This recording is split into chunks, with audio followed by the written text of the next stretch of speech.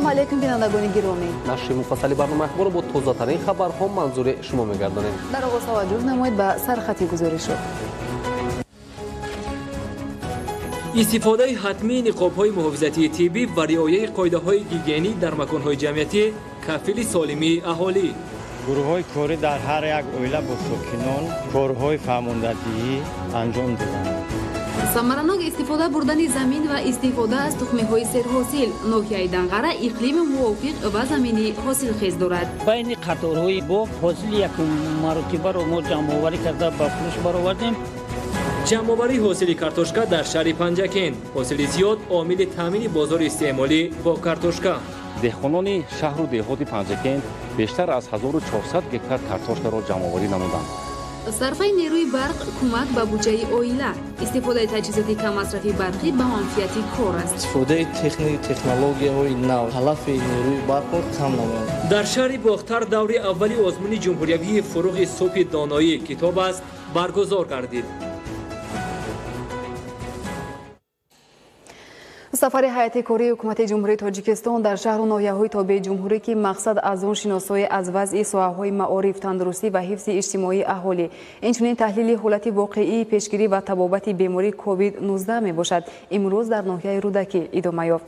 ҳамзамон ҳайати корӣ вобаста ба тақвияти тадбирҳои ободонию бунёдкорӣ, омӯзиши ҳолати санитарию, эпидемиологӣ ва нақшаҳо дар самти беҳсозии вазъи зиндагӣ бо сокинони ноҳия суҳбату вохӯриҳо анҷом доданд. имрӯз ҳайати кории ҳукумати ҷумҳурии Тоҷикистон таҳти роҳбарии муовини сарвазири мамлакат Ширин Исматуллозода ба ноҳияи Рӯдакӣ дар доираи дастуру супоришҳои асосгузори сулҳу вазирати миллӣ, пешвои миллат, президенти ҷумҳурии Тоҷикистон муҳтарам Эмомалӣ Раҳмон ҷиҳати шиносоӣ бо шароити муассисаи тиббӣ, вазъи ба табобат фаро гирифтани беморони гирифтор ба коронавируси COVID-19, бунёди беморхонаи сироятӣ, омодагии муассисаи соҳаи маориф ба соли нави хониш, таъминнокии муассисаи соҳаи тандурустӣ, бокатҳои хоб, доруворӣ, таҷҳизоту лавозимоти зарурӣ барои табибон, раванди хизматрасонии тиббӣ ба аҳолӣ, инчунин аз қитъаҳои наздиавлигии сокинон шинос шуданд. гурӯҳи корӣ бо шароити табобат дар беморхонаи марказии ноҳияи Рӯдакӣ шинос шуданд. мавриди зикр аст ки дар муассисаи тиббии ноҳия маводҳои антисептикӣ ва муҳофизати шахсӣ, инчунин доруворӣ ба тарви лозима мавҷуд буда, ниёзмандон дар сатҳи баланд ба хизмати тиббӣ фаро гирифта мешаванд. ҳайати корӣ ҳамчунин оид ба вазъи бунгоҳии тиббӣ, марказҳои саломатӣ ва беморхонаи минтақавии ноҳия мароғ зоҳир карда, барои бозам беҳтар сохтани хизматрасонии тиббӣ ба аҳолӣ дастуру супоришҳо доданд. иттилоъ дода шуд ки дар тамоми деҳаҳои ҳудуди ноҳия гурӯҳҳои ихтиёрии маҳаллӣ таъсис дода шуда, корҳои фаҳмондадиҳӣ ҷиҳати риояи гигиенаи шахсӣ мунтазам гузаронида мешавад. ҳамчунин гурӯҳи корӣ аз беморхонаи навтаъсиси сироятӣ ки дар ҷамъияти деҳоти сарикиштӣ бунёд шудааст шинос шуд. мавриди зикр аст ки беморхонаи мазкур бо мақсади ба табобат фаро гирифтани гирифторони бемории COVID-19 пешбинӣ шуда, шароити мусоид барои ба табобат фаро гирифтани беморон фароҳам аст. дар ноҳияи Рӯдакӣ соҳаи кишоварзӣ низ рушд намудааст. бо назардошти он ки бештари бозорҳои пойтахтро хоҷагидорони ин ноҳия бо сабзавоти барвақтӣ таъмин менамоянд, замин ба таври самаранок истифода карда мешавад ва хоҷагидорон низ барои парвариши сабзавоту зироатҳои гуногун ҳавасманданд. кишоварзон бо риояи қоидаҳои агротехникӣ ва таҷрибаи пешқадам талош менамоянд то ҳосили баланди маҳсулоти кишоварзиро ба даст оранд. гурӯҳи корӣ ҳамчунин аз қитъаҳои замини наздиавлигӣ ки ба таври самаранок истифода карда мешаванд шинос шуданд. самаранок истифода бурдани замин, истифода аз тухмиҳои серҳосил, зиён намудани истеҳсоли маҳсулот ва ба гардиши кишоварзӣ ворид намудани заминҳои бекорхобида боис мегардад ки майдони кишти зироатҳои гуногун ва боғу тогзор васеъ гардида аҳолӣ ба маводи ғизоӣ таъмин мегардад. хоҷагидорон ва сокинони ноҳия аз фаровонии маҳсулот истифода намуда ба таври консерва захира намудани сабзавоту полезиҳоро баромонданд. гурӯҳи корӣ аз рафти тадбири мазкур низ шинос шуда ба сокинону хоҷагидорон дар ин самт дастуру супоришҳои мушаххас пешниҳод намуданд. ҳамчунин гурӯҳи корӣ аз вазъи омодагии муассисаҳои таълимии ноҳия ба соли нави хониш дидан намуданд. дар ин замина дар ноҳияи Рӯдакӣ низ таъмиру навсозии муассисаҳои таҳсилоти миёнии умумӣ вусъат дошта бо ҷалби аҳолӣ ба маблағҳои буҷетӣ таъмиру тармими муассисаҳои таълимӣ бароҳ монда шудааст. дар ноҳия айни ҳол дар назди 23 муассисаи таълимӣ сохтмони синфхонаи иловагӣ барои 4000 хонанда идома дорад ва айни ҳол дар ҷамоати деҳоти роҳатии ноҳия сохтмони муассисаи нави таълимии дуошона барои 240 хонанда дар ду баст сохтмонаш идома дорад. муовини сарвазири мамлакат ҷиҳати бо сифати баланд ва дар муҳлати муқаррар гардида ба анҷом расониндани корҳои сохтмонӣ ва омодагии муассисаи таълимӣ ба соли нави хониш, омодасозии иншоотҳои иҷтимоӣ ба давраи терамоҳи зимистон ва вусъати корҳои сохтмонӣ дар иншоотҳои 30-солагии истиқлоли давлатии ҷумҳурии Тоҷикистон ба масъулон дастур доданд. Бобокалон Аминзода, Баҳодури Истам, Ахбор. امروز یکمین نشست وزیران آسیای مرکزی چین در شکل ویدیوکنفرانس برگزار گردید. در رفت جلسه وزیران کارهای خارجی کشورهای اعضا درباره مسائل تقویت همکاری در مبارزه با بیماری سیروتی کووید 19، برقرار کنی اقتدار اقتصادی، تامین امنیت منطقوی و رشد مناسبت‌های بین المللی مبادله افکار نمودند. جانب تاجیکستان با اشاره به وضع زود تغییر یابنده جهانی بر اثر بیماری کووید 19 از کشورهای اعضا دعوت به عمل آورد که برای پیشگیری بعدی سیروت کرونا ویروس و برقرار کردن رشد استوار اجتماعی و اقتصادی کشورهای منطقه چاره‌های مؤثر اندیشیده شود. تاکید گردید که حکومت جمهوری تاجیکستان جهت پیشگیری و از بین بردن این بیماری سیروتی تدبیرهای ضروری را می‌اندیشد. در ویدیو کنفرانس راجع به موضوعهای رشد همکاری‌های منطقوی، تطبیق لایحه‌های بخش انرژتیک و صنعت و کشاورزی، اقتدار صادرات و انتقال به توقف بار بین کشورها ابراز نظر کرده شد. طبق خبر استاد جمهوری اوید به پرزور نمودن تدبیرهای ضد اپیدمیایی و پیشگیری از پنهشوی سیروتی کرونا ویروس کووید 19 در جمهوری تاجیکستان به حالت 16 ایولی سال 2020 6741 نفر با تشخیص سیروتی کرونا ویروس آشکار گردید. تا امروز 5431 نفر از این بیماری شفا یافته، 56 حالت وفات شهروندان به قید گرفته شده است. در یک شبانه روزی آخر 48 نفر پس از گذراندن تشخیص معاینه در حالت قناعت بخش از مؤسسه‌های طبابتی جواب داده شدند. استاد جمهوری به پرزور نمودن تدبیرهای ضد اپیدمیایی و پیشگیری از پنهشوی سیروتی کرونا ویروس کووید 19 در جمهوری تاجیکستان به خاطر حفظ سالمی اهالی، امنیت شهروندان و پیشگیری از پنهشوی بیماری‌های سیروتی از تمام ساکنان مملکت دعوت به عمل می‌آورد که از خانه بی نقاب محافظتی طبی بیرون نبرایند. در نقلیات جمعیتی و شخصی حتمی نقاب استفاده برند و در مرکزهای سودای بازارها، باغ و گلگشت و خیابان‌ها نیز حتما بی نقاب نگردند. از دستفشاری هنگام سلام و همدیگر را به آغوش گرفتن خودداری نموده قاعده‌های گیگین شخصی را قطعاً رعایت نمایند. در همین اساس امروز از جانب مقامات اجرایی حکومت دولتی شهر دوشنبه و دیگر شهر و ناحیه‌های مملکت با مقصد حفظ سالمی ساکنان و مهمانان پایتخت گروه‌های مخصوص کاری تأسیس داده شده. در جای‌های جمعیتی، باغ و گلگشت‌ها و مرکزهای سودای و خدمت‌رسانی کارهای تبلیغاتی فهماندهی گذرانیده می‌شوند. هدف اصلی این گونه چاره‌بینی‌های استفاده حتمی نقاب‌های محافظتی طبی و رعایت قاعده‌های گیگینی در مکان‌های جمعیتی از جانب شهروندان میباشد. گزارش در این خصوص. جلسه گروه کاری مقامات اجرایی حکومت دولتی شهر دوشنبه که به خاطر گذراندن کارهای فهماندهی میان اهالی دایر بر رعایت گیگین شخصی، فاصله اجتماعی و استفاده نقاب در جایهای جمعیتی تشکیل شده است، همه روزه با اشتراک نمایندگان ساختارهای گوناگون شهری دایر می‌گردد. ضمن جلسه ذکر شد که دوام زیاده از یک ماه فعالیت در شهر دوشنبه گروه کاری با نزدیک 300,000 نفر صحبت‌های انفرادی انجام داده، 54,811 عدد نقاب‌های محافظتی تقسیم کرده شد. همه روزه در 28 بازار، 17 باغ، 61 گلگشت، 103 محله، 50 شهرک و دیگر مکان‌های سر اهالی نشین شهر دوشنبه از جانب گروه کاری کارهای دستوردهی گذرانده می‌شود. عین زمان در پایتخت 7 گروه کاری در 196 زیرگروه وابسته به رعایت قاعده‌های بهداشتی، بستن نقاب در جای‌های جمعیتی و رعایت فاصله اجتماعی فعالیت نموده ایستادند. دستور داده شد که غیر از فعالیت گروه‌ها در مکان‌های سر آدم، باغ و گلگشت، بازار و مرکز سودا، بوسته‌های نقلیات جمعیتی و دیگر مکان‌های سر آدم، شماره گروه‌هایی که با اصول خانه به خانه در شهرک و محله‌های پایتخت فعالیت می‌نمایند بیشتر کرده شود. از جانب گروه کاری در ناحیه اسماعیلی سامانی امروز با اصول خانه به خانه کارهای ترغیباتی در بناهای استقامتی حدود کارخانه واحد دولتی منزل خدمترسانی 4 ناحیه اسماعیلی سامانی دایر شد. گروه کاری هنگام صحبت از ساکنان این منطقه دعوت نمودند که قاعده‌های بهداشتی را در مکان‌های سر آدم حتمی رعایت نمایند. هنگام صحبت‌های انفرادی مشاهده کرده شد که ساکنان نیز الکی درک نمودند که گشت و گذار بی‌نقاب میان شماره زیادی ساکنان نادرست بوده به سلامتی شخص بی‌نقاب و اطرافیانش ممکن است که تأثیر منفی رساند. شبانه روزی گذشته در حدود ناحیه سینا گروه کاری فعالیت خود را از باغ میرنینگ آغاز نموده به نفرانی که بی‌نقاب در باغ حضور داشتند دستورها داده شد.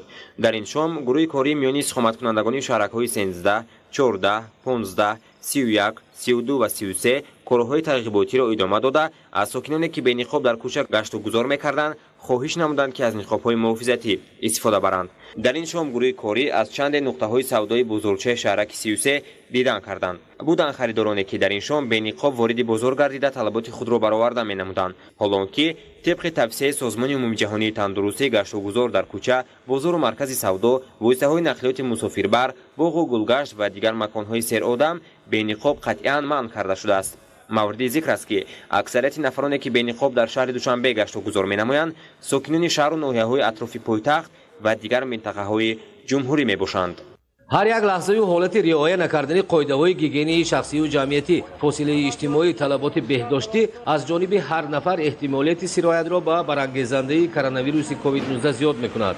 بخصوص این خطر در بازار و مرکزهای سودا، خوراک عمومی، مؤسسه‌های کار و خدمت‌رسانی، کوچه و خیابان‌ها و همه جای‌های جمعیتی و سیرآدم زیاد میباشد.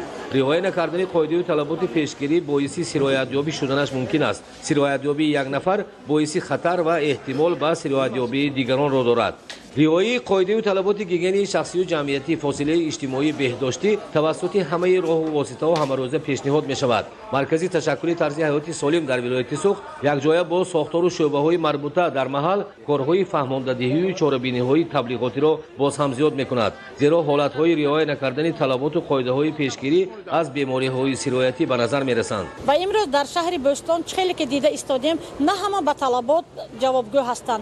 بسیاری ها رو می‌بینیم که به نقاب می‌گردند یا اینکه مسافر رو رعایت نمی‌کنند. در یک جا بسیار جمع شده به نقاب گفتگو می‌کنند. در بازارها، در کاشانه هوس، در قهوه‌خانه‌ها، در راهروها دیده استادیم که نه همه قاعده ها را رعایت می‌کند. گروه‌های کاری فهماندهی برای به اهالی رساندن ماهیت توصیه طبیبان و متخصصان ضرورت آنها شکل و واسطه‌های گوناگون را استفاده می‌برند. این صحبت‌های بی واسطه با شهروندان توسط بلندگویک‌ها دعوت نمودن همگان بر رعایت توصیه‌ها در جای‌های نمایان گذاشتن ورقه و توصیه‌نامه‌های سانیتری گیگینی و شناسایی با وضع سانیتری و بهداشتی، حالت رعایت فاصله اجتماعی و همه دیگر طلبات میباشد. در شهر بوستان به مشاهده میرسد که در مرکزهای خرد خدمترسانی، سرتراشخانه، کاشانه‌های حسن طلبات و توصیه‌ها رعایت میشوند. خصوصا همین قاعده طلبات را ما باید جدی رعایت کنیم برای آنکه ما با معیارهای شهروندان کار میکنیم. در بازارها، مرکزهای سودا و فروشگاه‌ها، نقطه‌های خوراک عمومی به طور حتمی رعایت نمودن قاعده‌های پیشگیری از سرایت‌یابی، خصوصا استفاده نقاب محافظتی، رعایت فاصله بین آدمان، بین خریدار و فروشنده در برابر تازگی و حالت سانیتری این مؤسسه‌ها از مسائل مهم می‌باشند. زیرا در این مؤسسه‌ها شماره آدمان و طبیعی است که حالت‌های تماس نیز زیادند. در بازارهای فراوان ناحیه باباجان‌غفور و پامیرسوخت شهر بوستان برای بی‌ضررگردانی استفاده مواد آنتیسپتیکی، چین کردن طبع آدمان در درآمدگاه‌ها، نقطه‌های گذرگاهی نظارتی تشکیل کرده شده، دیگر چاره‌بینی‌های فهماندهی و پیشگیری عملی می‌شوند. ولی حالت‌های رعایت نکردن استفاده نقاب محافظتی و فاصله اجتماعی از جانب شهروندان زیاد مشاهده می‌شوند. همگان باید درک نمایند که همه چاره‌بینی‌ها بهره حفظ سلامتی هر نفر و پیشگیری حالت‌های سرایت‌یابی روانه گردیده، بی‌پروایی فارغ‌بالی در این وضع سبب سرایت‌یابی خواهد شد. در نویای فرخار برای حفظ سالمی جامعه و پیشگیری از خروج بیماری‌های سرایتی با ابتکار مقامات اجرایی محلی و حکومت دولتی از سوی متخصصین ساحه تندرستی از جمله کارمندان مرکز تشکل طرز حیاتی سالم، بنگاه و مرکزهای سلامتی، بخش کار با زنان و فعالان نوعیت گروه‌های کاری تأسیس داده شده در هر یک جماعت دهات اوید بر رعایت گیگین شخصی، تازه نگاه داشتن محیط زیست، استفاده نقاب‌های طبی، هنگام گشت و گذار رعایت نمودن فاصله اجتماعی، به ضرورت نبرآمدن از خانه و استفاده پرثمر از قیده‌های نزدی حولگی و خواجگی و رسان با ساکنان ملاقات و واخوری و کارهای فهماندهی انجام می‌دهند. گروه‌های کاری در هر یک اویله با ساکنان کارهای فهماندهی و بی‌ضررگردانی را انجام دادند. در دیوای علاءالدین اتفاق و دوستی جماعت دهات فرخار در ادامه از رعایت چنین تدبیرهای بهداشتی از طرف متخصصین بنگاه و مرکزهای سلامتی و ساکنان نقاب‌های طبی و ورقه‌های اطلاعاتی نیز دسترس کرده شد. در دیوای علاءالدین و دوستی جماعت دهات مذکور یک مرکز سلامتی و یک بنگاه طبی عمل می‌کند که این مؤسسه‌های اجتماعی با زیاده از 4000 اهالی خدمت طبی می‌رسانند. در اساس نقشه چاره‌بینی کارمندان ساحه و فعالان دهات اقدام گرفتند که برای پیشگیری از مرحله نوی خروج بیماری کووید 19 و حفظ صحتی عامه چنین کارهای ترغیباتی را به طور منتظم دایر نمایند. пешгирии ҳаманамуди бемории сироятӣ аз риояи гигиенаи шахсӣ ва дар ин самт андешидани тадбирҳои зарурӣ вобаста мебошад. мутахассисон роҳҳои зуд паҳн гардидани ин вирусро пеш аз ҳама риоя накардани қоидаҳои гигиенаи шахсӣ медонам. вобаста ба ин мавзӯъ ҳамкорамон Нуралӣ Сафомуддин бо мутахассисони соҳаи тандурустӣ суҳбат менамояд. марҳамат Нуралӣ. ташаккур. аз давраи ба қайдгирии бемориҳои сироятии COVID-19 дар ҷаҳон 13 миллион 718 ҳазору 177 нафар сироят ёфта, 587 ҳазору 305 нафар аз ин беморӣ фавтидааст ва зиёда аз 8 миллион нафари дигар шифо ёфтааст. мутахассисони созмони умумиҷаҳонии тандурустӣ роҳҳои пешгирӣ ва ҳар чӣ зудтар раҳоӣ ёфтан аз ин бемориро дар риояи ҳатмии гигиенаи шахсӣ медонанд. вобаста ба пешгирии мавҷ дими ин бемории сироятӣ дар мамлакат суҳбате дорем бо табиби муассисаи давлатии маркази саломатии шаҳрии рақами 3 шаҳри Душанбе Шоҳон Ғафуров. аллакай дар аксар кишварҳои ҷаҳон хуруҷи мавҷ дими бемории сироятии COVID-19 ба қайд гирифта шудааст ва аксар маварид коршиносон онро дар беэътиноии шаҳрвандон нисбати риоя накардани қоидаҳои гигиенаи шахсӣ медонанд. барои пешгирии хуруҷи ин бемории сироятӣ дар мамлакат чӣ корҳоро бояд анҷом дод? хеле шумо зикр карда гузаштед, имрӯзҳо дар бисёр аз давлатҳо, хусусан дар давлатҳои ҳамсояи кишвари мо Ӯзбекистон, Қазоқистон ва Қирғизистон мавҷи дуюми коронавируси нави COVID-19 авҷ гирифта истодааст. аз рӯи гуфтаҳои мутахассисон бармеояд ки ин вобастагӣ дорад бештар аз риоя нанамудани қоидаҳои гигиенаи шахсӣ ва саривақт даст кашидан аз ниқобҳои тиббӣ мебошад. аз ҳамин лиҳоз ҳар як сокини ҷумҳурии Тоҷикистон вазифадор аст ки қоидаҳои гигиенаи шахсиро пурра риоя намояд ва ниқобҳои тиббиро дар ҷои ҷамъиятӣ, мағозаҳо, дар корхонаҳо, муассисаҳо истифода барад. гигиенаи шахсӣ гуфта мо чиро дар назар дорем? пеш аз ҳама ин тез шустани дастон бо оби ширгарм ва собуни моеъ, безараргардонии дастон бо маҳлули антисептикӣ ва маҳлуле ки дар таркибаш спирт дорад, истифодабари ниқобҳои тиббӣ дар ҷойҳои ҷамъиятӣ, мағозаҳо, муассисаву корхонаҳо, ҳангоми атса задан ё сулфа задан пӯшондани даҳон бо мато ё бо кунҷи оринҷ. ҳангоми дар оила ягон нафар аз аҳли оилаи мо агар ҳароратбаландӣ, нафастангӣ, сулфаи беҳис дошта бошад, мо онро бояд ҳатман ба ҳуҷраи алоҳида гузаронида ба табиби минтақавии худ хабар диҳем. истифодаи ниқоби муҳофизатӣ дар кадом ҳолат зарурат дорад ва тарзи дурусти истифодаи он чӣ гуна аст? аз ҳамаи сокинони Тоҷикистон хоҳиш карда мешавад ки дар ҷойҳои ҷамъиятӣ, гулгаштҳо, боғҳои фарҳангӣ, дар дохили микроавтобусҳо, мағозаҳо, дорухонаҳо аз ниқобҳои тиббӣ самаранок истифода баранд. имрӯзҳо дар ҷойҳои ҷамъиятӣ, бозору кӯчаҳо, марказҳои савдо ва дохили воситаҳои нақлиёти мусофиркаш риоя накардани фосилаи иҷтимоӣ, напӯшидани ниқоб ба назар мерасад. чунин ҳолат ба хуруҷи бемории COVID-19 боис шуда метавонад? бисёре аз сокинони мо сари вақт хушҳолӣ намуда аз пӯшидани ниқобҳои тиббӣ даст кашиданд, фосиларо риоя нанамуда истоданд ки ин метавонад дубора ба авҷ гирифтани ин беморӣ оварда расонад. дар ҷойҳои ҷамъиятӣ серодам масофаи иҷтимоиро на камтар аз 1 метр бояд нигоҳ дошт, аз ниқобҳои тиббӣ истифода бурданро фаромӯш насозанд, пеш аз ҳама ин риоя намудани қоидаҳои гигиенаи шахсиро фаромӯш насозанд. хоҳанд ки ҷомеа ва аҳли оилаи мо солим бошад, дастурҳои ҳукумати ҷумҳурии Тоҷикистонро риоя намоянд. ҳатман бояд аз ниқобҳои тиббӣ шаҳрвандон истифода баранд ва тарзи дуруст ва чӣ гуна истифодабарии ниқобҳои тиббиро фаромӯш насозанд. ташаккур. ҳамсӯҳбати мо буданд Шоҳон Ғафуров, табиби муассисаи давлатии маркази саломатии шаҳрии рақами 3 шаҳри Душанбе. барномаи ахборро идома медиҳем. самаранок истифода бурдани замин, истифода аз тухмиҳои серҳосил, зиёд намудани истеҳсоли маҳсулот ва ба гардиши кишоварзӣ ворид намудани заминҳои бекорхобида боис мегардад ки аҳолӣ бо маводи ғизоӣ таъмин карда шавад. бо назардошти ин дар ноҳияи Данғара ҳар қитъа заминро самаранок истифода мебаранд. таваҷҷӯҳ намоед ба гузориши Гулчеҳраи Саттор. 10.5 гектар майдони боғҳои сарсабзу пур аз ҳосили хоҷагии деҳқонии ба номи Ҳоҷи Лайло дар деҳоти Пушинги ноҳияи Данғара аз заҳмати саҳмдоронаш ки ба хоку оби ин сарзамин муҳаббати зиёд доранд дарак медиҳад. ниҳолҳои ин боғ 5 сол қабл бо маслиҳати олимони соҳаи боғдорӣ интихоб ва шинонида шуда бо риояи чорабиниҳои агротехникӣ аз ҷумлаи ғизодиҳии саривақтӣ, обмонии дуруст, ҳифз намудан аз зараррасонҳо дар соли аввали ҳосилдиҳӣ фаровонии олу, зардолу, шафтолу ва себу бодомро таъмин гардонидааст. سهمداران خوجگی مذکور تنها از باغ آلو 75 تانه حاصل جمع‌آوری نموده مقصد دارند که 35 تانه دیگر آلوی خوشصفت جمع‌آوری نموده بازارهای داخلی را با این نوع محصولات فراوان نمایند. به خاطر ثمرناک استفاده بردن زمین بین قطارهای باغ خوجگیداران سبزوات گوناگون را کشت نموده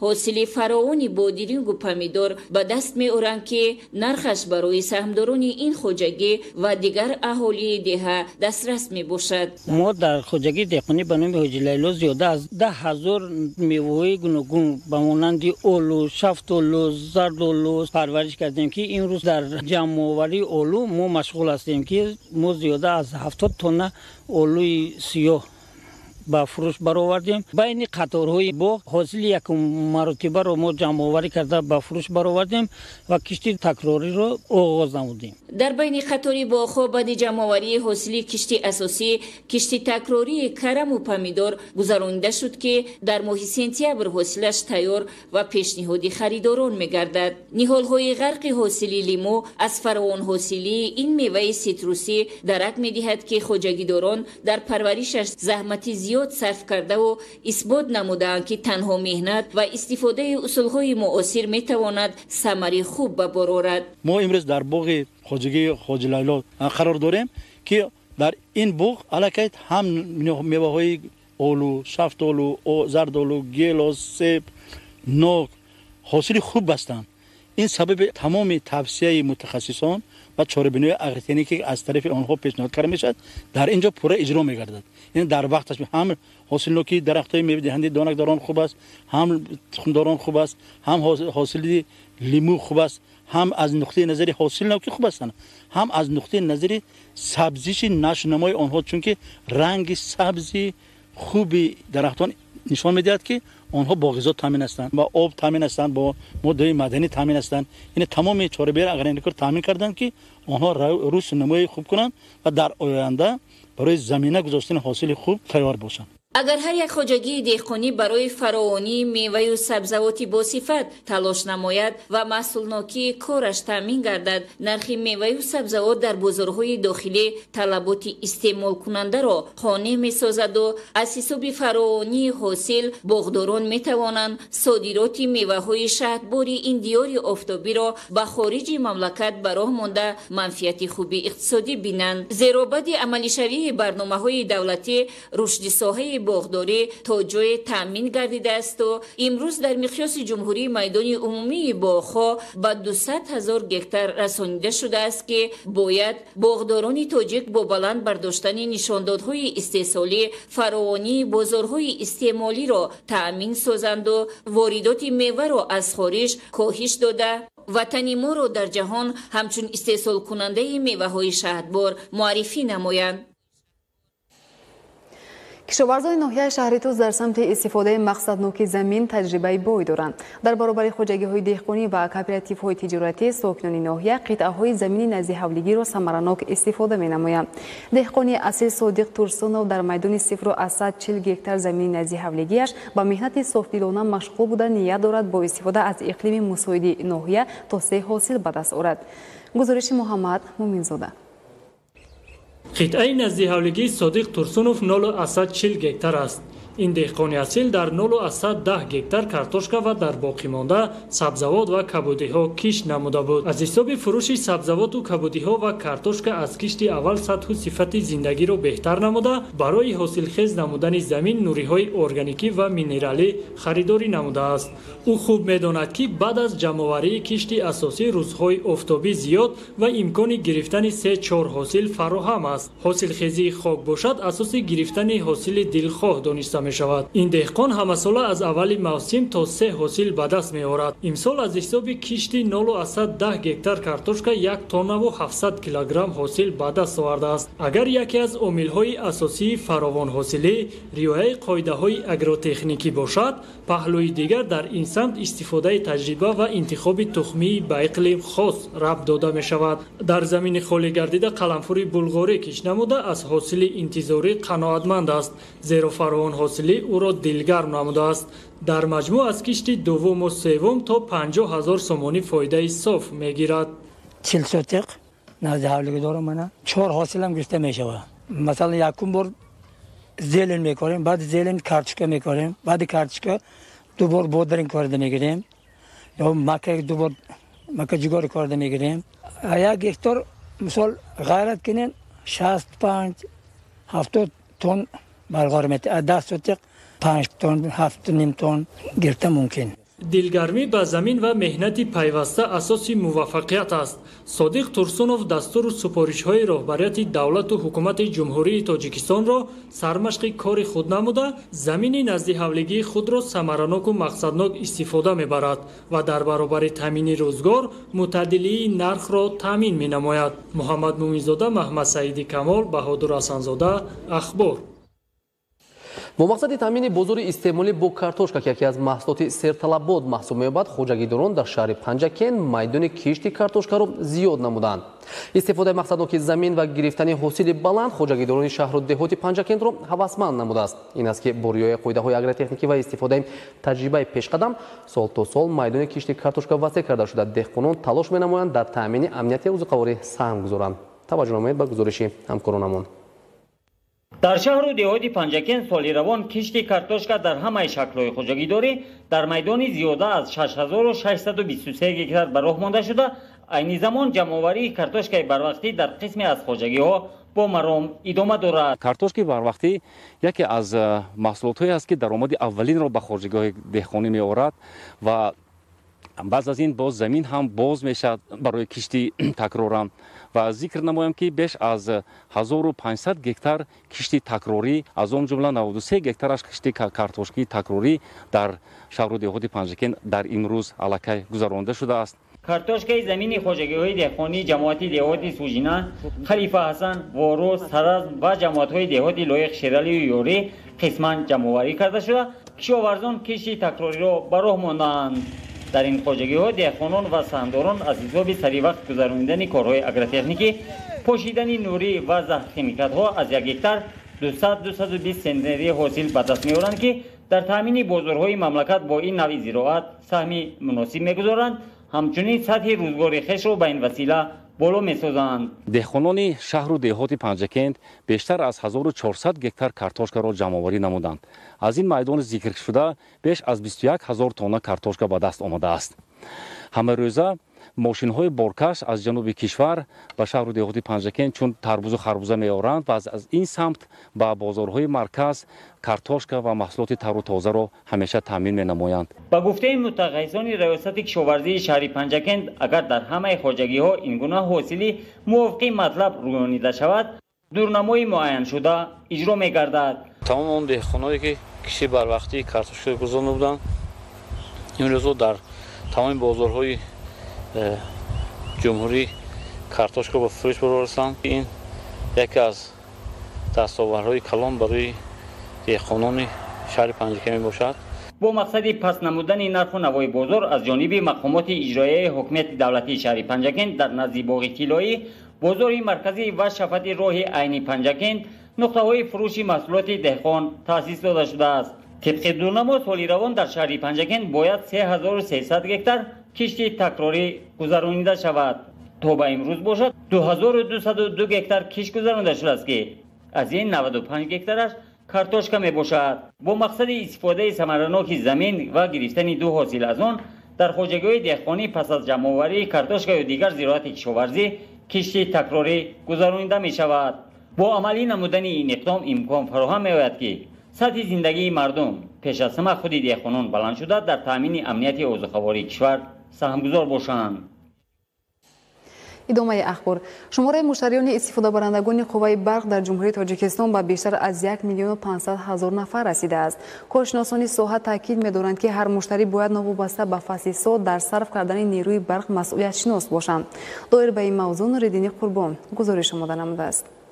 мувофиқи маълумоти коршиносон истифода аз таҷҳизоти каммасрафи барқӣ имкон медиҳад ки нерӯи барқ то 5 маротиба сарфа гардад.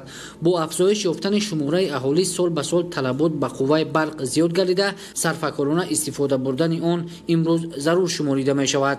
коршиносон таъкид медоранд ки агар шаҳрвандон барқро мақсаднок истифода баранд нахуст ба буҷаи ҳар оила манфиати иқтисодӣ меорад. дар сурати ғайримақсаднок сарф кардани нерӯи барқ зарар ба буҷаи оила ва бо чӣ қадар зиёд шудани тавоноӣ, яъне онро бояд мо бо манфиат истифода барем. яъне дар истифодабарии нерӯи барқ яъне бояд фарҳанги худро дошта бошад.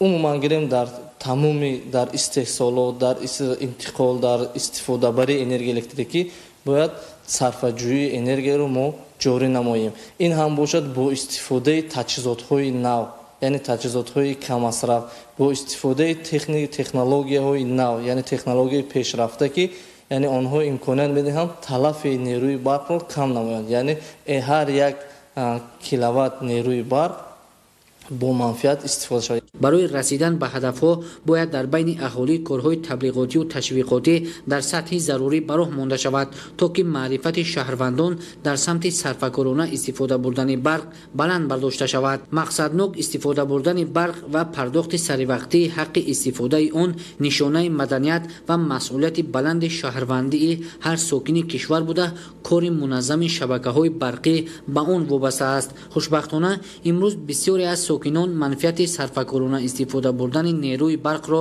ба хубӣ дарк намуданд. агар аҳолӣ ва корхонаву дигар нуқтаҳои хизматрасонӣ аз таҷҳизоти каммасрафи барқӣ истифода баранд, он гоҳ ба манфиат хоҳад буд. сол то сол шумораи корхонаву ташкилот биноҳои истиқоматӣ, маишӣ ва хизматрасонӣ дар мамлакат зиёд мегардад. ин ҳолат талаботро ба нерӯи барқ низ афзоиш хоҳад дод. насби таҷҳизоти каммасрафи барқӣ, истифодаи лампаҳои каммасраф, даст кашидан аз масрафи беҳудаи барқ ва назорати пайвастаи таҷҳизоти барқӣ аз чанд ҷониб манфиатовар хоҳад буд.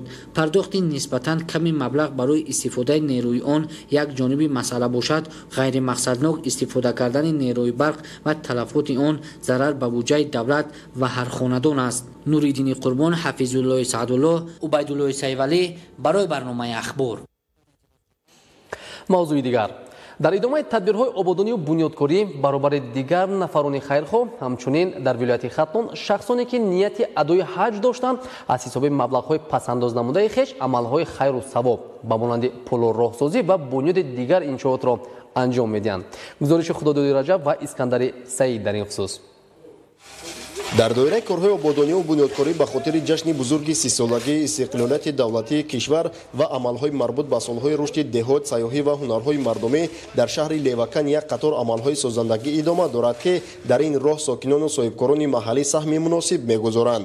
роҳи мошингарди аҳамияти маҳаллӣ доштаи деҳаи меҳрободи ҷамоати деҳоти Гулистон ки тӯли солҳо ба таъмир ниёз дошт, акнун бо ташаббуси сокинони ҳамин деҳа оилаи азизафо маблағи ҷамъовардаи хешро дар бунёди ин роҳ масраф намуданд ва дар ин иқдоми хайр аз ҷониби вазорати нақлиёти ҷумҳурии Тоҷикистон техникаҳои зарурии соҳа сафарбар гардиданд. ҳамин соли меомадагӣ ҳаҷ рафтан мақсад доштем. барои мо гуфтем ки ҳамада биё ҳамин роҳа обод кунем. аввал мо ҳамин мушкили мардум осон кунем. айда кори савоб нест. ягона ай ҳамада вазифа ё ки ҳамин кори савоб якум роҳсозиай, дуюм пулсозиай, сеюм мардума мушкилшо осон кардан. оилаи азизуфо иқдом гирифтанд ки маблағе ки барои сафари ҳаҷ ҷамъоварӣ намуда буданд, имрӯз сафари ҳаҷ накардану барои ободонӣ рушди деҳот дар маҳаллаи хичон зиёда аз 70 000 сомонӣ маблағро раҳро асфалтпушт намуда истоданд ва дар оянда иқдом доранд ки боз оиди ободонӣ ҳами рушди деҳот маҳалла саҳми худро гузоранд. роҳи мазкур беш аз 1 километрро дар бар гирифта минбаъд барои рафтаҳои воситаҳои нақлиётӣ дар ҳама фаслҳои сол хизмат мерасонад.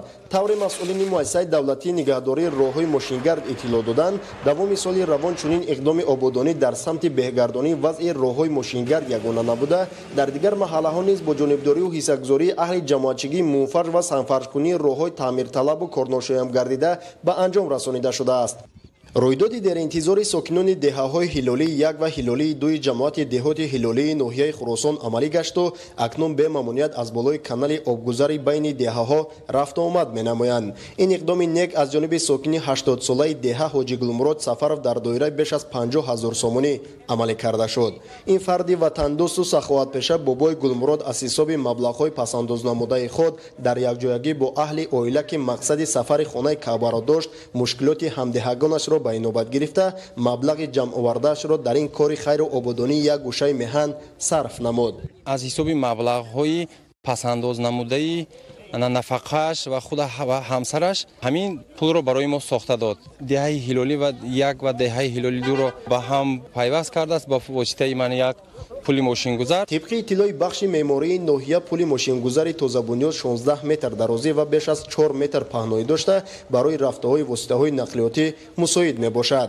در دایره کارهای آبادانی و سازندگی بهر استقبال جشن 30 سالگی استقلالیت دولتی جمهوری تاجیکستان به همین مانند عملهای بنیادکارانه در ناحیه خراسان از جانب صاحبکاران و ساکنان همت بلند انجام داده میشوند. باز یک عائله دیگر نیز هست در همین جماعت دهات هلالی از دهه هلالی که یک تا بنگاه طبی از امین حساب سفر حج و مردم ساخته دهات علاقه ساختمانش سر شده است. در دهه نوزمین جماعت دهات صدرالدین عینی ناحیه نیز از جانب برادران سعیدов ها که به صاحبکاری مشغول میباشند یک مرکز سلامتی دهاتی با 7 اجرای کاری ساخته مورد استفاده قرار داده شد. در کارهای ساختمانی بنای تازه بنیاد مرکز سلامتی برادران از حساب پسندازهای خود که نیت زیارت خانه کعبه را داشتند 290,000 سومانی صرف نمودند. ما اویلای سعیدов 6 акай додар ба нияти сафари ҳаҷ доштем. мо маслиҳат кардем ки маблағҳои ҷамъкардаи барои ҳаҷ я маркази саломатӣ барои ҷои кори 12 нафар кушодем. мо миннатдории худро ба оилаи саидов мерасонем ки мо ба чунин беморхонаи ҳозиразамон таъмин намуданд. дар ин беморхонаи мо ҳуҷраҳои хаднасур, ҳуҷраҳои занона, ҳуҷраҳои лабораторӣ дорем. бинои маркази саломатиро саҳмгузорон дар масоҳати 3 содиқ дар ҳудуди замини назди ҳавлигиашон бунёд карданд ки миинбаъд дар он 12 нафар мутахассисони соҳа кору фаъолият карда ба сокинон хизмати босифати тиббӣ мерасонанд. ساکن جماعت دهاتی به نام باقی رحیمزاده ناحیه رشت فیض‌الدین ضیاءالدین نیز از حساب مبلغ‌های برای سفر حج پسنداز کرده‌اش مکتب دو-آشیانه زمانوی برای 400 جای نشست را بنیاد می‌کند. علاقه کارهای ساختمانی در آشیانه یکم مؤسسه تعلیمی ادامه داشته در نزدیکترین فرصت آن مورد بهره برداری قرار داده خواهد شد. گزارش ایدیگولی محمود از ناحیه رشت. بنیاد بنا و سیمخانه‌های علاوگی در نزد یک قطار مؤسسه‌های تعلیمی ناحیه رشت در روند کارهای آبادانی به استقبال جشن 30 سالگی استقلالت دولتی جمهوری تاجیکستان از حساب مبلغ‌های شخصان خیرخواه و سخاوتمند برای باز هم بهتر شدن صفت تعلیم و تربیت خوانندگان عملی شده ایستاده است. این است که ساکن دهه شوله جماعت دهاتی به نام باقی رحیمزاده فیض‌الدین ضیاءالدینov از حساب مبلغ برای حج پیشبینی شده‌اش با کار خیر و ثواب ساختمان مکتب دو-آشیانه زمانوی برای زیاده از 400 جای نشست صرف نمود تا در آینده خوانندگان در سیمخانه‌های کشاد و برهوا و کابینت‌های فنی تحصیل نمایند. ضیاءالدین و فیض‌الدین مبلغی بسیار برای حج رایی کردن جمع کرده بود. اول در راهی برای مکتب بنیاد کردن در قشلاق تا که فرزندان ما با جای خواندن تأمین باشند در همینجا صرف کرد.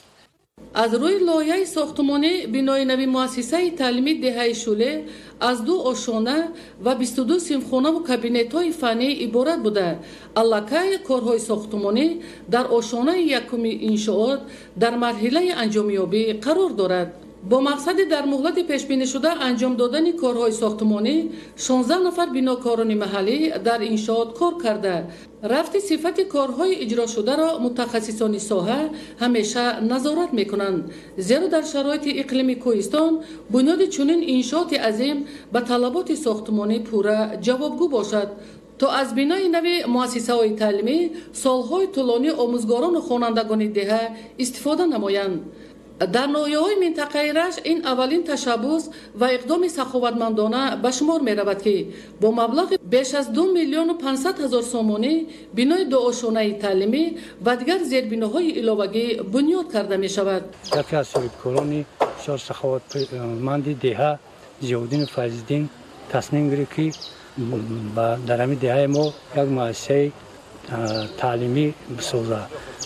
خوانندگان ما زیاده از 360 نفر تا امروز بودند. امسال موافق حسابات از 400 نفر هم میگذرند. بعد سه همسایه دهه داریم که مؤسسه‌های تحصیلات ابتدایی دارند. آنها هم در اینجا در این بنای نو با تحصیل فرا میگیریم. کارهای ساختمانی در دیگر انشاءات تعیینات گوناگون خواجگی خلق ناحیه رشت مرحله به مرحله انجام یافته. بیشتر بنا و سیمخانه‌های علاوه‌ای تا جشن 30 سالگی استقلالیت دولتی جمهوری تاجیکستان به استفاده داده می‌شوند. ایدگل محمود، دادرجان میرزازاده برای برنامه اخبار از ناحیه رشت. در شهر وحدت توسط اقدام دستجمعانه مسافت 2 کیلومتر راه محلی در جماعت دهاتی به نام عبدالله عبدالواسیف منفرش کرده شد. همچنین با تعمیر و تجدید بنگاه‌های طبی در دهات سطح خدمت رسانی طبی به ساکنان باز هم بهتر کرده می شود. گزارش در این خصوص. نوسازی و منفرش‌کردن راه‌های محلی در دهه زرگری جماعت دهاتی به نام عبدالله عبدالواسیف شهر وحدت از جانب شخصان برومند دیار راه‌اندازی گردیده. کارهای سازندگی در راه مذکور توسط تکنیک‌های معاصر راهسازی به سامان رسانده می‌شود. در روستای مذکور زیاده از 3800 نفر سکونت داشته. ساکنان این اقدام سازندگی را دستجمعانه آغاز نموده با این وسیله مسافه 2000 متر راه‌های حدود دهه زرگر را منفرش نموده ایستادند. ما همین جوانای دهه را متحد کردیم و مصلحت کردیم که در سمت دستگیری همین اقدام‌های بسیار بی‌نظیر پیشوای ملت ما هم دیگه سرگزار باشیم و دو طرف راه را در تقریبا 2 کیلومتر جوبارو را کردیم. و بعدا من همین روز که نصیب دست من شروع کردیم اسفالت پوش کردن دهه را. تعمیر و نوسازی راه مذکور از روی توصیه متخصصان جوابگو به طلبات راهسازی بوده. پهنایی آن 6 متر را در بر گرفته. کارهای منفرش‌کنی با استفاده از مصالح با صفت راهسازی در انشاءات مذکور با مرام ادامه دارد. دهه زرگر با ساخته مورد استفاده قرار دادن انشاءات جشنی باز هم آباد و زیبا گردیده. دهها ساکنان محلی صاحب جای کاری دائمی می‌گردند. بنیاد حمام زمانوی، مرکزهای تجارتی و خدمت‌رسانی و تشکیل گوشه دهقان از جمله انشاءات جشنی بخشیده به افتخاری سزاوار استقبال گرفتن جشن استقلالیت دولتی در روستای مذکور محسوب می‌یابد. ساکنان دهه زرگر جماعت دهاتی به نام عبدالله عبدالواسیف شهر وحدت در دایره کارهای سازندگی به افتخار سزاوار استقبال گرفتن جشن 30 سالگی استقلالیت دولتی جمهوری تاجیکستان توسط حشر دستجمعانه بنگاه طبی حدود دهه را تعمیر و نوسازی کرده با شیناندن زیاده از 700 نهال درختان گوناگون شفت راههای محلی را سرسبز و خرم گردانیدند. با نصب 2 زیرایستگاه نوی برقی انتقال نیروی برق به ساکنان باز هم بهتر گردید. محمد علی عبدالکریم، شکرالله نورالله، وحدت اخبار. سهم کارخانه دولتی فرعی خواجگی منزلی و کمونالی ناحیه میرسید علی حمدانی در آباد و زیبا گرداندن مرکزی ناحیه و دهات نظر است. توسط براه ماندن همکاری با مؤسسه‌های نهالپروری دیگر شهر و ناحیه‌های مملکت گل و بوته و نهال‌های آرایشی وارد کرده شده کوچه و گشت‌ها سرسبز می‌گردند. گزارش در این خصوص. در آباد و زیبا گردانیدن ناحیه میر سید علی حمدانی سهم کارگران کارخانه دولتی فرعی خواجگی منزلی و کمونالی خیلی نظر است. کوچه خیابان‌ها، گلپوش و درختان سویافکن و آرایشی که به حسن ناحیه نمود دلربا ضم نمودند محصول دستان این کارگاه می باشد. طور ضمنی صحبت سرور کارخانه مذکور سنگ احمد گدایف ابراز داشت ما امسال 400 بیخ درختان سویافکن و آرایشی و زیاده از 20,000 گل‌های گوناگون شنیدیم که عین حال در حالت خوبی سبزش قرار دارند. اینچنین در نزد کارخانه قطعه‌های نهال پروری داریم که این به بلند گردیدن سطح درآمدناکی ساحه از منفعت خالی نیست. در دهه توده‌بایان جماعت دهات چوبک باشد با استقبال 30 سالگی استقلالیت دولتی جمهوری تاجیکستان اسفالت پوش نمودن راه‌ها از طرف صاحبکاران و اهالی دهه ادامه دارد که در صورتی به استفاده دادن این راه امکانیت فراهم می‌آید که زندگی ساکنان دهات بهتر گردد. در ناحیه میر سعید علی حمدانی به رشد ساحه معارف نیز دقت مخصوص روانه کرده شده است. با مقصد در سطح خوب آمادگی استقبال گرفتن سال نو خوانش، مؤسسه‌های تعلیمی ناحیه تعمیر کرده شده، با تجهیزات خوانش و کامپیوتر و تکنولوژی‌های معاصر تامین کرده شده‌اند. ظاهر عالمی، حکمت الله حسین زاده، ناحیه میر سعید علی حمدانی، اخبار. در آغاز سال تحصیلی 2020-2021 از روی نقشه تصدیق گردیده 4340 نفر داوطلب در اختصاص‌های گوناگون دانشگاه ملی تاجیکستان به تحصیل فرا گرفته می‌شوند. تفصیلات بیشتر در گزارش خبرنگارانمان. رشد علم و تکنیکا و پیشرفت ساحه‌های گوناگون پیش از همه از کادرهای باسواد و کاردان و جوابگوی طلبات بازار مهنت وابستگی زیاد دارد. با نظر داشتن مهمیت این مسئله در زمینه دستگیری و تشبس‌های پیشوای ملت محترم امامعلی رحمان در پایتخت و دیگر شهر و ناحیه‌های مملکت مؤسسه‌های عالی تعلیمی با بهترین شرایط تأسیس داده شد که نقش آنها در آماده نمودن کادرهای بلند اختصاص بارز است. دانشگاه ملی تاجیکستان همچون بزرگترین مؤسسه تحصیلات عالی کشور در آماده نمودن کادرهای بلند اختصاص برای ساحه‌های گوناگون اقتصادی مملکت سهامگذار می‌باشد. حالا 56.5% آموزگاران دانشگاه ملی تاجیکستان آموزگاران و کارمندان عنوان علمی دار می‌باشند. تحلیل ها نشان می‌دهد که سال تا سال شماره داوطلبان برای داخل شدن به فاکولته‌های دانشگاه ملی تاجیکستان زیاد می‌گردد. برای مثال تنها در دوره قبول حجت‌ها و امتحان سپاری طریق مرکز ملی تستی نزد پرزیدنت جمهوری تاجیکستان در انتخاب یکم نزدیک 20000 داوطلب به قید گرفته شده است که نسبت به نقشه قبول 5 مراتب زیاد است. عین حال در 11 اختصاصی برای اقتصادیات مملکت ضروری متخصصان توسط فاکولته مشترک بین مؤسسه‌های تحصیلاتی عالی بلاروس و دانشگاه ملی تاجیکستان آماده کرده می‌شوند که 2 سال در دانشگاه ملی تاجیکستان و 2 سال در مؤسسه‌های تحصیلاتی عالی بلاروسیا فعالیت می‌کنند.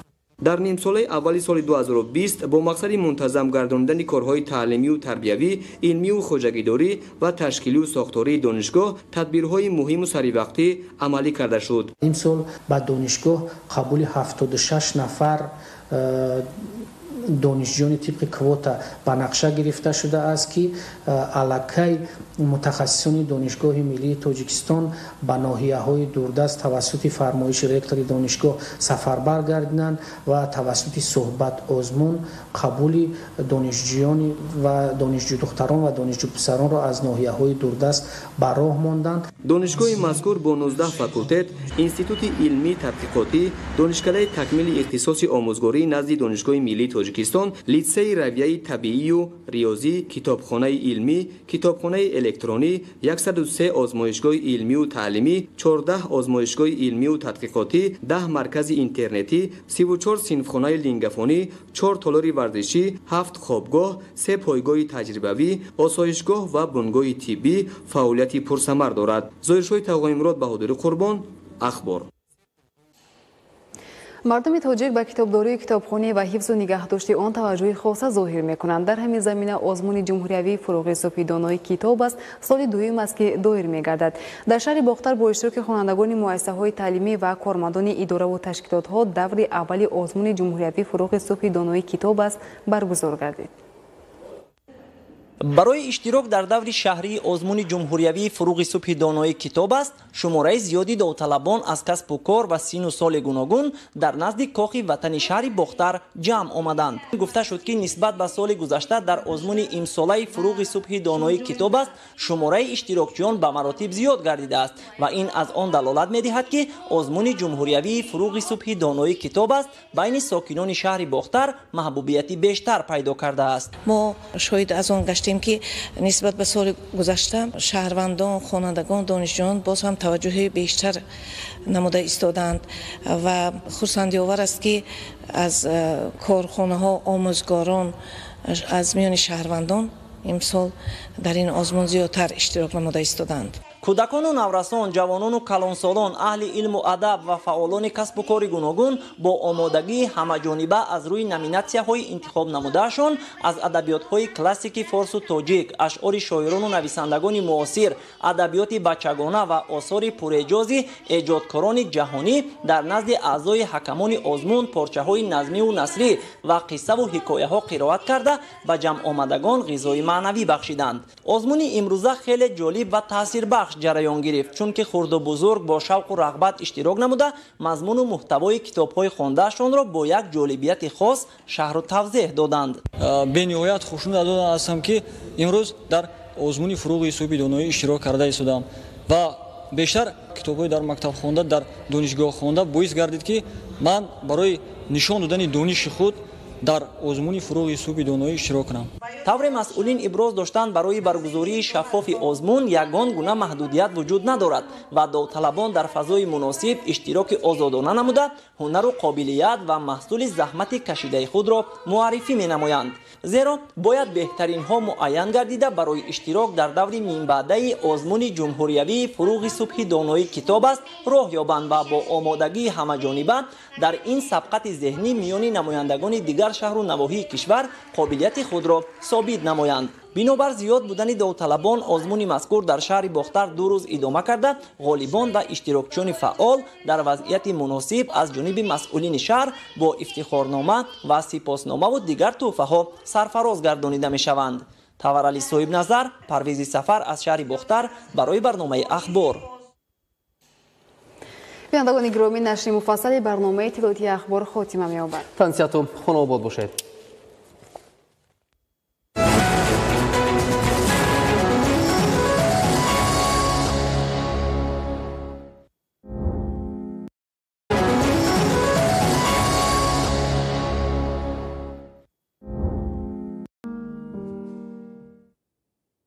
иқдоми зӯд харид кунед ба ҳузур танҳо аз 17 то 25 июл яхдонҳо, кондитсионерҳо, мебелҳо ва дигар молҳо ба насия бе пешпардохт ва бе комиссия то 18 моҳ то 4000 сомонӣ бошад. молҳоро бе пешниҳоди ҳуҷҷати даромад танҳо бо шиноснома гиред. муфассал дар сайти alif.tj ё ба рақами кӯтоҳи 900 занг занед. ин об барои он ки таҳсили хуб дошта бошӣ. ин об барои он ки солим бошӣ. ин об барои ман.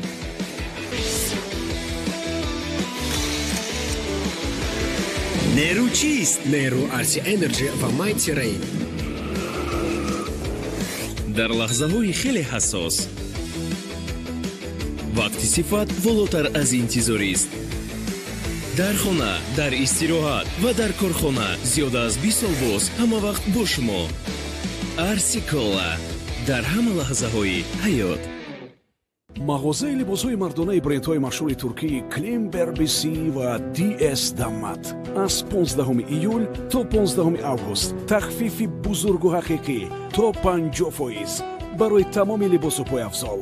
ин мағоза барои дӯстдорони либоси баландсифат ва услуби хоса аст. иловатан мо барои рӯзи тӯи ба домодҳо смокинг, курта, пойафзол ва аксессуарҳои махсуси замонавиро пешкаш мекунем. нишони мо шаҳри душанбе, кӯчаи Иста Равшан 20, тамос 778 888